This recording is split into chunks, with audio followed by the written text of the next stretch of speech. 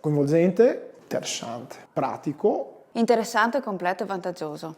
Stimolante, creativo e concreto. Interessante, social e futuro.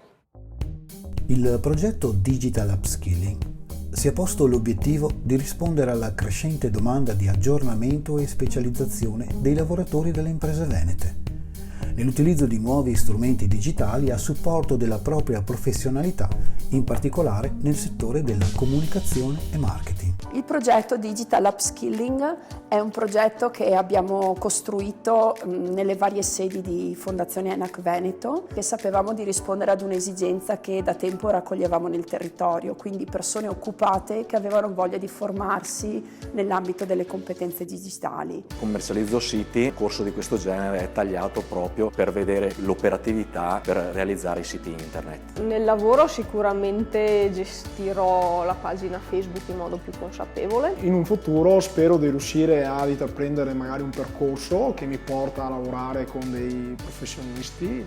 Nel progetto sono state utilizzate metodologie didattiche innovative, ad esempio il design thinking, che ha come obiettivo quello di insegnare ai team di lavoro a sviluppare il pensiero creativo.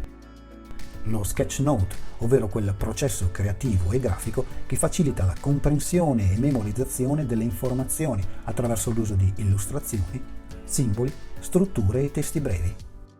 Il formatore è una figura particolarmente significativa e fa la differenza. La nostra sfida è quella di coinvolgere sempre docenti che hanno passione di insegnare e capacità di trasmettere il proprio sapere agli altri. Sono Barbazza Giulia e sono una docente di lettere, mi occupo di formazione. Allora sono Vanessa Bonazzi, mi occupo di web e social media marketing. Per me non è soltanto un lavoro, ma è una passione e anche una missione. Con ENAC Veneto io lavoro ormai da alcuni anni, mi sono sempre trovata benissimo, persone molto disponibili e dei veri professionisti. I 20 percorsi sono stati realizzati nelle nostre sedi regionali di Feltre, Schio e Verona e hanno coinvolto 128 partecipanti. Piaccia o non piaccia, social e tecnologia fanno parte della vita quotidiana, sia professionale che privata. Il mondo si evolve e quindi uno può restare dell'idea che non piaccia, però deve sicuramente aggiornarsi con i tempi che ci sono. Per chi è allergico alla tecnologia e ai social direi che prima o poi ci andranno a sbattere contro. Socrate diceva che per muovere il mondo bisogna muovere se stessi.